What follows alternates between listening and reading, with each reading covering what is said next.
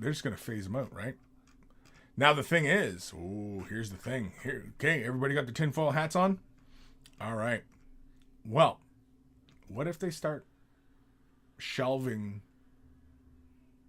regular Space Marine stuff, all the Mark 7 and under type stuff that aren't plastics, and those start getting shelved or rotated, rotated. I call it shelving them because they're just going to get put on the shelf and then, who knows if we ever see light of day again, kind of thing. But, I don't know. But I think that's what it is. I think that's what it is. Tinfoil hat time.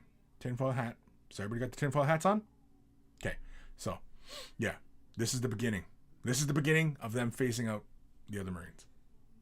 So, for everybody who's into doom and gloom and conspiracy theories and stuff like that, yeah, that's what's happening. Everybody who's of rational thought, yeah, they're just rotating product around. No, they'll come back, right? Maybe, I don't know. If nobody wants them, then right, nobody's gonna buy them. So